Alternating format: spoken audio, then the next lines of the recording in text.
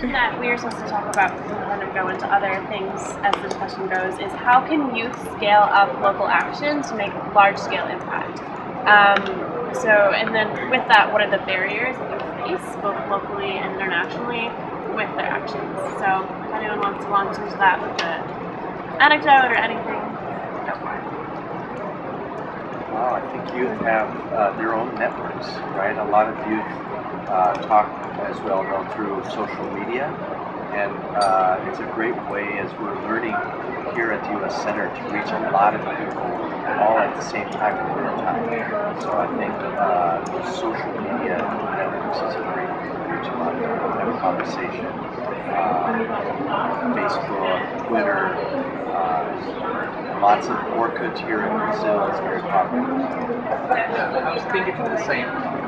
So a digital approach would be the best way to get connected with the youth nowadays. I know maybe some marketing campaigns through Facebook or Twitter, some I don't know, with awards. This could be a huge campaign that we could reach most of all the youth around the world. Awards for what kind of thing? Sorry? Awards for what kind of? For example, if we build a plant a tree campaign, we could have local people checking this out and giving an award to the best projects, So, and if we do it, everything through, I don't know, social media, we could reach most of the youth people. I think there's two separate paths. I think there's raising awareness and engaging people, and then acting. And I think that we should work on both simultaneously, because I think, for example, an awards is really interesting. It's actually gets people aware and raises knowledge and information about things that they might especially youth might not normally be involved with. And I also think that taking action is a completely separate step. It's harder. And I think I saw something really interesting the other day, which involves like social media and everything, which was an application for the iPhone, and you had to pledge to do something. I think it was called Commit to Act, and then you said, I'm going to pledge to cycle to school today.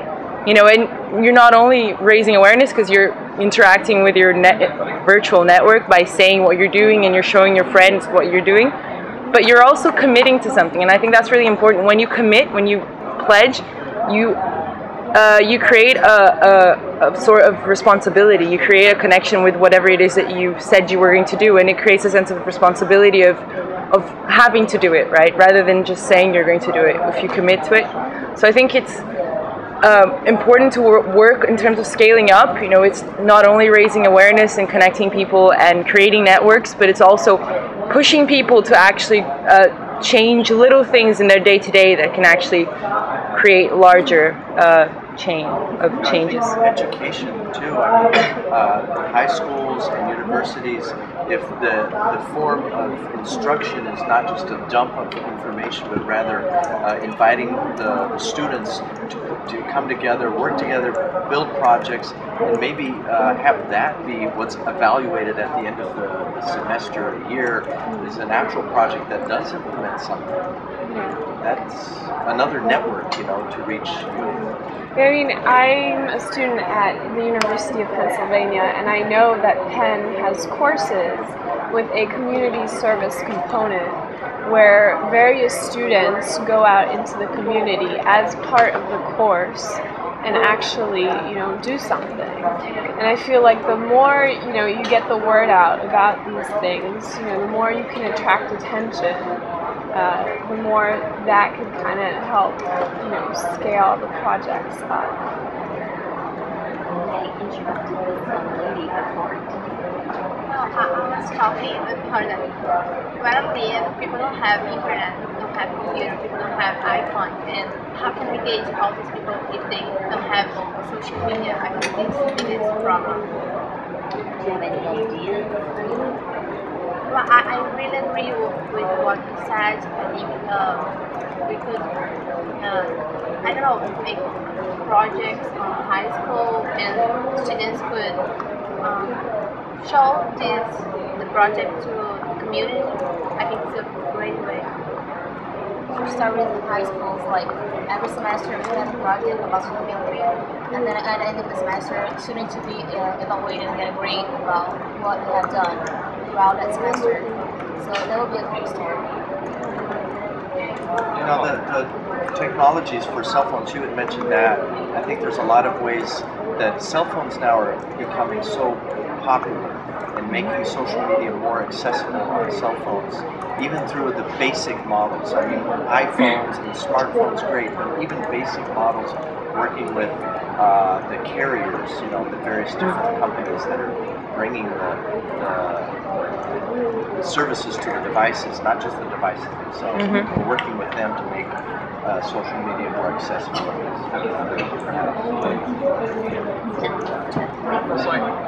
Well, from my experience here in Brazil, we know that most of people here have access to only to public education, and we know that they don't have access to quality education, and they don't even know what we're doing here. So I think the first step for them to be aware, conscious, and committed to help us is changing the education, the way we teach in public schools, the educational system in a whole. Because it doesn't matter, we're going to create here a huge project and we're going to put it on Facebook, etc. But most of the population cannot even understand what we're doing. You know? That's really interesting, yeah.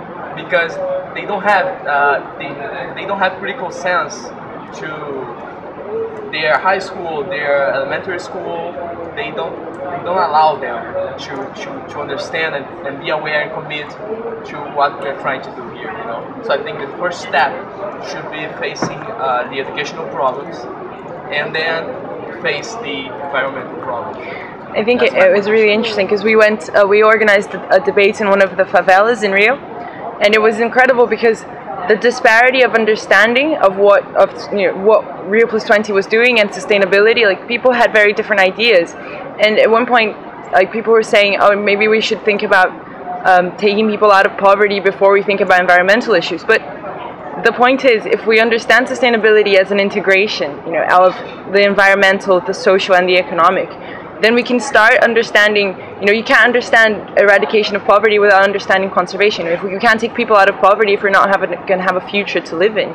And, at the same time, we can't ask someone to stop cutting down trees if you're not going to offer them an alternative livelihood. So I think it's really important that we go to education, public education, and we start showing that the environmental, the social, and the economic are all interconnected, and they all have an impact on one another. And then, it's a chain reaction. You start understanding, if you understand the environmental, you start understanding the economic, and I think it's really important to change this view that it's only about protecting the environment. It is something that wild nature is something outside of our lives, or something that we do on weekends, or when you go into a forest to walk.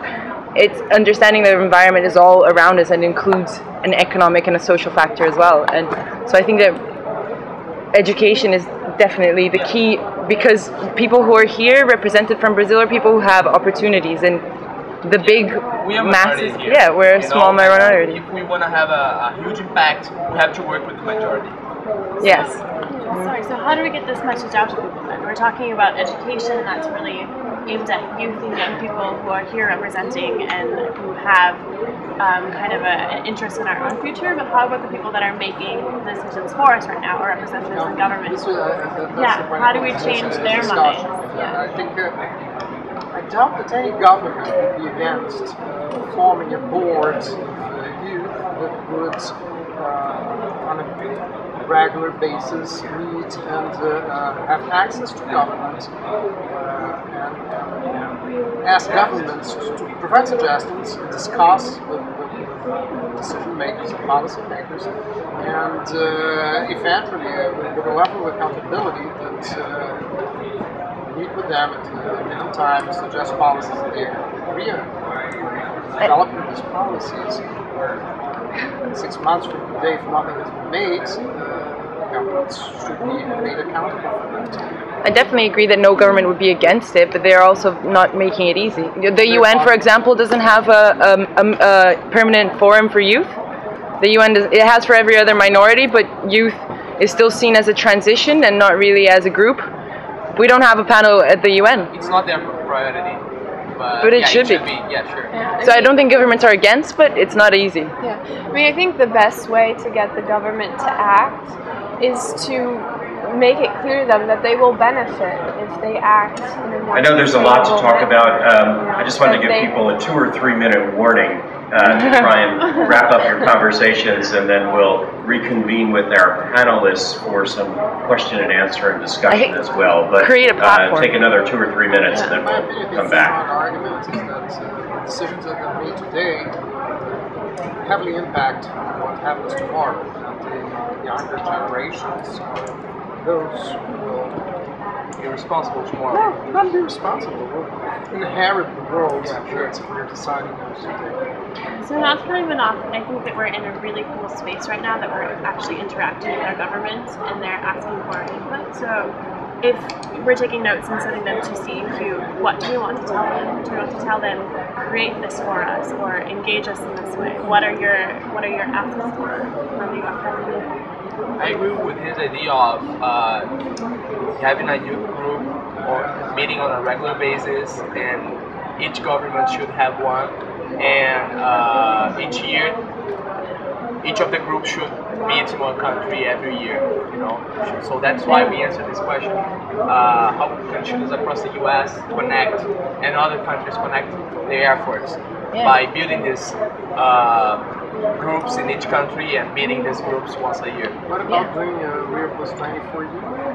No, but then we have to gain space in the adult world. We can't create forums just for youth, because then who's gonna? I think we need to It's break. not just youth talking to youth. It should be youth integrated into each of these Definitely. other bodies and entities and having representation. And then maybe going back to, let's say, a youth group, and reporting and getting ideas, and then bringing this, but representation in each of these bodies. Well, I think what we had success with in New York was joining the My City Plus 20 movement, which is kind of what was mentioned, a youth version of Rio Plus 20, and it wasn't so separate that it had no